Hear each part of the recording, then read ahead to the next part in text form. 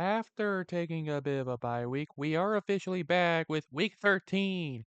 And everything is starting to go along the lines of who can clinch and who gets out. I don't know if that makes any sense to anybody, but regardless, it is that time of the season where we get to see who gets to make the playoffs and who gets eliminated. Just basically trying to get a better draft pick. So I'm going to try to do a different formatting this time. Instead of just trying to inconsistently record bits and pieces on a script and such, I'll just give my thoughts however I can and showcase. Right. Sorry, I had to clear my throat for a moment there. But who cares? I'll display like the game that I'm talking about in like the top left or something, and then tell you who I think is going to win based on that. Starting with our annual Thanksgiving games. The first up is the Lions hosting the Bears. Yeah, I don't think Eberflus is going to last much longer throughout the season. The Bears started out competing for the division. They have fallen off hard. Like, they've lost how many in a row now? What was it? Like, five? Maybe four? I don't know. They definitely lost a lot of games and have been falling apart hard and collapsing. Lions, they definitely been showing they haven't missed Aiden Hutchinson all that much, despite how big of a blow that could be to their season. And I think this is the year that they are finally going to win a Thanksgiving game in the sports ball era against the Bears. It will be quite the miracle if they were able to actually pull off such a thing. It really would be. And now, we're gonna move on to the other other Thanksgiving game that happens every time. And I need to pull out a special voice for this one. Mm. Hey everybody, who's ready for a Thanksgiving tank bowl? It's gonna be the Derptastic Machine and, well, whatever is left of the Cowboys' dignity. Who cares who's gonna be starting at quarterback? We already know it's gonna be a crapshoot. Who's wanting to get the better draft pick more? Who knows? Both teams ended up sucking this year. And Cooper Rush can't do so much on his own. Giants just rolling around with Danny Derps and Drew Lock. Oh, wait, never mind. Danny Derps actually got cleared on waivers. He's gone. So it's Tommy DeVito and his cutlets. Who do I think will win? Nobody. Giants are gonna be eliminated anyway. Let's have a tie on Thanksgiving. It would be the most fitting thing possible for either team. The Cowboys continue to prove that Mike McCarthy is not the answer that we've been warning them wouldn't be the case. And the Giants just keep on derping. Alright, now for our other Thanksgiving game. The traditional Thursday night game that they've been doing for a few years now. The Dolphins and the Packers. Oh boy, this should be an interesting matchup. So we have here the Dolphins, who have actually been on a winning streak, going into Lambeau against the Packers. Sorry, Dolphins, but going up against Green Bay when they still have a good bit of their weapons left, I just don't see how that's going to help you out much. Plus, it's starting to get December, which is the time you're normally supposed to implode. So, from that perspective, I'll take the Packers. And now, oh, great, we get a Black Friday game. Hooray for our marketing! This is gonna go so poorly now. Raiders and the Chiefs. This is gonna be a crappy game. Why are they trying to put games on a Black Friday when they shouldn't be? Chiefs, take your free win and get out of my sights. Okay, I just had to make sure I didn't overshoot there. But now we're on to the Sunday afternoon games with the Pittsburgh Steelers going up against the Cincinnati Bengals in the classic AFC North football, where the points are made up and the game makes no sense. In this edition, the Steelers have definitely kind of falling off a little bit, but they'll probably play down to their competition like usual. And this will be a close game, whether you like it or not. Who do I think is going to win this case? Well, I think it's going to end up being the Steelers. They're going to somehow find a way to win and get to a winning record just like they usually do. It's the Steelers. What else are you going to expect out of them? And now, oh dear God, it's the Texans and the Jags. Oh, wonderful. If this doesn't get Doug Peterson and Trent Baalke fired, I don't know what will. These two teams are in total opposite directions. Yes, the Texans have been on a bit of a losing skid and have been falling apart a little bit. But surely that means they'll eventually get better with what they got. Surely they can win against the Jags. They have absolutely no reason to not beat the Jags. It's division rivals. They want to get into the playoffs. They want to win their division. They cannot collapse here. They cannot afford to. And now we get Chargers versus Falcons. I know what you're thinking. Who's going to choke it away more?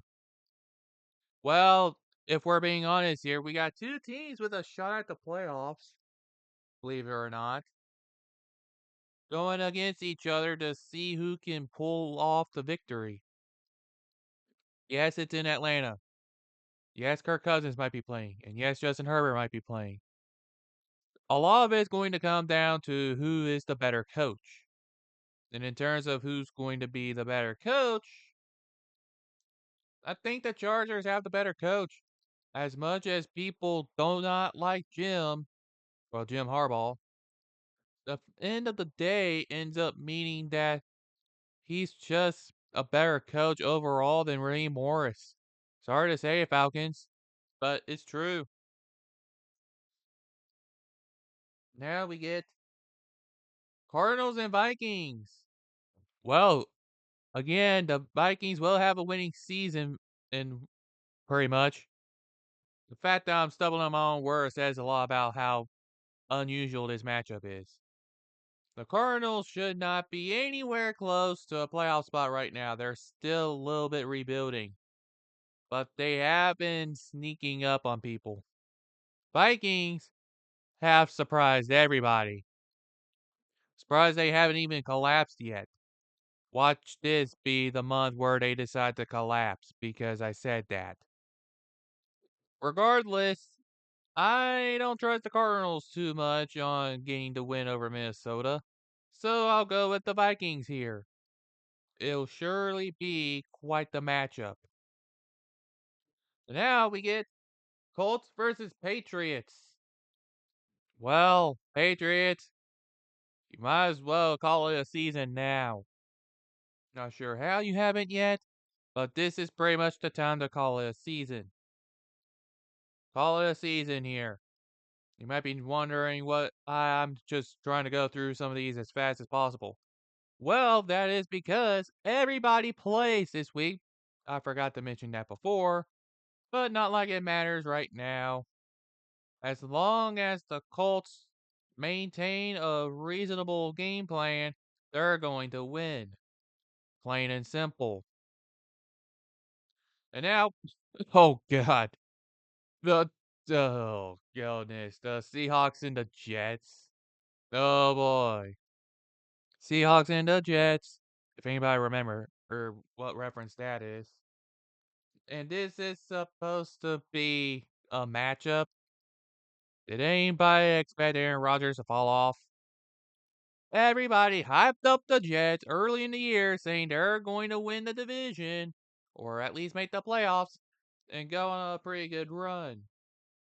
Well, I had their ceiling at 9-8 with no playoffs, and look what happened. Go figure. It's almost as if being more reasonable is better than being delusional. In the end of the day, it's been coming back to bite 'em in the ass. The Jets continue to be the Jets, and Aaron Rodgers is most likely gone after this season. All that said, I got the Seahawks winning this game. They have more stability than you might think. Definitely more stability. Could you imagine if they just went out and make the playoffs?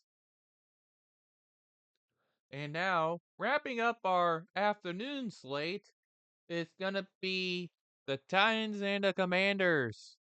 The Titans actually managed to pull off quite the upset over the Texans. So I wouldn't put this game out of the question for them. But as long as the Commanders don't fall apart and continue to overachieve like they've been doing throughout the year, they will actually end up being the team who wins this game. Yeah, imagine saying that about the Commanders. The fact they're playing as well as they are and overachieved as much as they did says a lot about who knew Dan Snyder was holding the team back. Who knew? It's all just a conspiracy theory to him. And apparently, there's word coming out that people want to have the Trump. Yeah, I am thinking that right. Apparently, people want Trump to force the Commanders to change their name back to the Redskins. Oh boy, that'll be a fun saga that won't lead to an antitrust lawsuit. But getting back to, oh boy, I gotta get back to the voice now for this evening game, don't I? All right, hold on a moment. Welcome to NFC South Football, where we get to see some surprises among surprises among surprises. The Buccaneers, yeah, they've been struggling throughout the year, but they got Mike Evans back. Everything should be all good now. But the Panthers have somehow managed to keep it close against the Chiefs. Yeah, that definitely managed to turn some heads. Some progress is actually going on in Carolina. Do I think they have a chance to win over the Bucks? Well, maybe, but it's pretty slim. It would have to be another close game for them to be able to pull it off, which is why I decided to go with the Buccaneers for this NFC South football matchup. And you should too, because it's NFC South football. You gotta embrace the mediocrity. And now we get Rams versus Saints for another evening game. And oof, as close as this could be, there are so many ways this could go. Yet, based on what I've seen in terms of how the game could go, I am gonna go with the Rams here.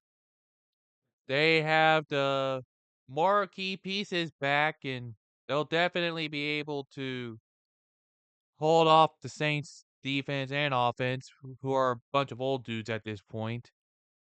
And Dennis Allen is finally gone by now, so who knows how the Riz is gonna fare. I don't think the Riz is gonna fare all that well. So we'll see how things turn out. But for now, I do have the Rams winning. And what will be quite the nationally televised game, Eagles versus Ravens. This will be an exciting matchup where the Eagles and their endless amounts of playing down the competition is going to go up against a legitimate team in the Baltimore Ravens. It's like both teams are going to go at each other's throats. It's going to be so tough to pick. But at the end of the day, there is one thing that can be relied on. Nick Sirianni continuing to screw things up. They'll continue to screw things up until he eventually gets fired, which means the Ravens and their superior coaching is going to end up winning them the game. Yeah, going against my birds like that, at the end of the day, nothing changes with Nick Sirianni. He'll keep going for it on fourth downs after seeing how much Jake Elliott ended up missing some field goals. Go figure. And now we move on to our Sunday night matchup between the San Francisco 49ers and the Buffalo Bills. More clinching and just more 2020 redux for San Fran. They've just been dealing with injuries all year. And now there's a chance that Brandon Allen could be starting against Josh Allen if Brock Purdy ends up being hurt some more. Or it could be Danny Dirbs that gets signed and gets the nod. Who knows what can happen here? And ultimately, I think the Bills are going to win this one and collect their money. Definitely collect their money, folks. Go around and collect that money that is needed to build a new stadium. Maybe this will finally be the year that they shed their demons. And to wrap things up, we have. Oh, this is Monday Night Football. Oh, God. Why? Why you gotta subject people to this on a Monday night?